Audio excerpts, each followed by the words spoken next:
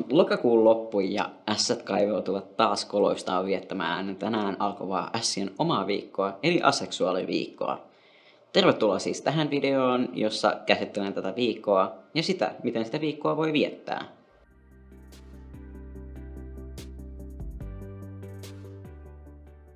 Aseksuaaliviikkoa vietetään joka vuonna nostamaan esiin aseksuaalisuutta ja sen kirjoa. Se myös juhlistaa kaikkea sitä, mitä me olemme saavuttaneet, ja myös samalla vaatii niitä muutoksia. Ja nimensä mukaisesti se on viikko, joka on varattu aseksuaaleille. Aseksuaaliviikkoa on vietetty ensimmäisen kerran vuonna 2010, jolloin se kulki nimellä Asexual Awareness Week. Suomenkielisenä nimenä on toiminut aseksuaalisuustietoisuusviikko. Ja viikkoa vietetään tänä vuonna 12 kertaa, ja tämä viikko sijoittuu aina lokakuun viimeiselle viikolle, mutta alkaa jo sunnuntaista. Aseksuaaliviikon virallisella nettisivulla kerrotaan 5 tapaa, joilla voi osallistua viikon viettämiseen. 1. Seuraa aseksuaaleja ja aseksuaalisuustilejä sosiaalisessa mediassa. On tärkeää monipuolistaa sosiaalisen median seurattujen listaa, jotta voi kuulla erilaisten ihmisten mielipiteitä ja ääntä. Sosiaalinen media on tärkeä kanava aseksuaaleille, sillä suurin osa aseksuaalisuuteen liittyvästä tiedosta liikkuu juuri somessa. Ja muista myös jakaa näiden seuraamiesi aseksuaalien postauksia. 2. Lue kirja, jossa on aseksuaalihahmo. Lukemalla laajennat maailmaasi ja kuvasi maailmasta. Ja internetistä löytyy laajat listat kirjoissa, joissa on aseksuaalihahmoja. Ja suurin osa näistä kirjoista on valitettavasti vain englanniksi. Aceweek.org listaa sivuillaan pari kirjaa, kuten Loveless, The Birds, Beasts and You and Me sekä Let's Talk About Love. Voit myös pyytää näitä aseksuaalihahmoja sisältäviä kirjoja omaan kirjastoosi. Tällöin muutkin voivat löytää näitä kirjoja helposti. 3. Osallistu yhteisön tapahtumiin. Aseksuaaliviikkoon liittyy paljon erilaisia tapahtumia ympäri maailman, ja osa näistä tapahtumista on verkon välityksellä tapahtumia. Ja tällaisiin etätapahtumiin on siis mahdollista osallistua vaikka kotisohvalta. Aceweek.orgin sivuilta löytyy listaus erilaisista viikkoon liittyvistä tapahtumista. Valitettavasti Suomessa aseksuaaliviikkoon ei ole ainakaan näkyvästi liittynyt erilaisia tapahtumia, joita olisi laajalti mainostettu. Aina voi kuitenkin kerätä kokoon pienen aseksuaaliporukan ja juhlistaa aseksuaalisuutta. Ja jos järjestämissormet syyhyävät, niin voihan sitä alkaa suunnittelemaan jo ensi vuoden tapahtumia. 4. Tee vapaaehtoistyötä aseksuaalitoimijalle. Tämä vinkki on hieman huono siinä mielessä, että ainakaan Suomessa ei ole virallisia aseksuaalitoimijoita, joille voisi tehdä vapaaehtoistyötä. Mutta tätä vinkkiä voisi muokata niin, että tarjoa apua aseksuaaleille.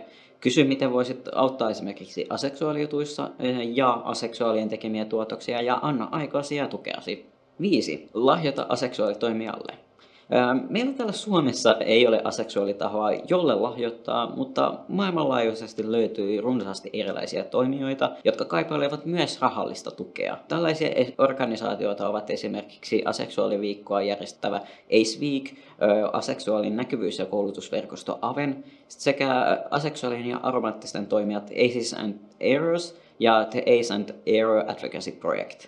Videon kuvauksesta löydät tuolta listan näistä tahoista. Aseksuaaliviikkoa vietetään lisäämään tietoutta aseksuaalisuudesta ja purkamaan aseksuaaleihin kohdistuvia ennakkoluuloja ja vihamielisiä asenteita. Ja me halutaan myös juhlistaa itseämme ja aseksuaalisuutta ja lisätä yhteisöllisyyttä. Sisältövaroitus. Seuraava osuus sisältää mainintoja ja puhetta seksuaalisesta väkivallasta, ässänvihasta ja eheytyksestä. Aseksuaalisuus on niin kovin näkymätön seksuaalisuus, että kauhean moni ei edes tiedä sitä tai tietää vain nimen. Ja aseksuaalit kohtaavat ikävää kohtelua niin siis aloheteroiden kuin myös muiden queer-ihmisten parissa.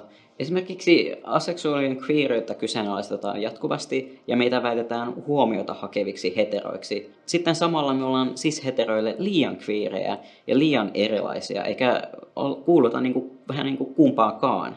Lisäksi esimerkiksi vielä vuonna 2015 SETA väitti virheellisesti, että aseksuaalisuus ei ole seksuaalisuuden muoto. Lisäksi ACT ACES ja Asexual Census kyselystä selviää, että 13% aseksuaaleista on kokenut fyysistä tai seksuaalista väkivaltaa. Ja aseksuaalimiehistä 21% on kokenut vähintään kerran seksuaalista väkivaltaa, mikä on 12% enemmän verrattuna alloseksuaalisiin miehiin. Ja aseksuaaleihin myös kohdistetaan seksuaalista väkivaltaa tarkoituksena yrittää korjata ja eheyttää meitä alloseksuaaleiksi. Ihmiset mieltää vielä tänäkin päivänä, että parisuhteeseen kuuluu automaattisesti seksi, ja että ilman seksiä ei voi olla rakkautta. Aseksuaaleja myös kohdellaan sellaisena lapsenomaisina ja viattomina, aivan kuin seksuaalinen vetovoima ja seksi tekisivät ihmisestä aikuisen ja kypsän. Lisäksi TERFit, niin kutsutut feministit, jotka ovat erittäin transvihamielisiä, väittää, että niin kuin aseksuaalit pyrkisivät groomaamaan alaikäisiä ja myös tekemään lapsista ja niin kuin muistakin ihmisistä aseksuaaleja niin kuin transsukupuolisten avulla ja ajamalla transsukupuolisille niin kuin, murrosikää blokkaavia hoitoja. Näiden kaikkien epäkohtien vuoksi me just tätä viikkoa vietetäänkin, sillä me halutaan muidenkin tietävän, millaista on elää aseksuaalina ja mitä me joudutaan kohtaamaan meidän seksuaalisuutemme takia. Ja tämä sisältövaroitus päättyy tähän. Mä haluan sanoa teille kaikille rakkaille kanssa-aseksuaaleille, että tämä tulee muuttua paremmaksi. Meidän yhteiskunnallinen asemamme ja olosuhteemme tulevat todellakin paranemaan. Me ollaan päästy jo todella pitkälle. Ja mä haluan teidän kaikkien muistavan, että kukaan teistä ei ole yksin. Että meillä on tukena tähän upea yhteisö, jonka avulla me voidaan päästä läpi kaikista vastoinkäymisistä. Ja muistakaa huomioida myös ne hyvät asiat ja pitää meidän lippua korkealla, koska ylpeys ja ilo meidän omasta identiteetistä kantaa läpi vaikeuksien. Toivottavasti tästä videosta oli jotakin iloa ja opit jotain uutta. Ja se olisi sitten ensi kertaan ja moikka moi!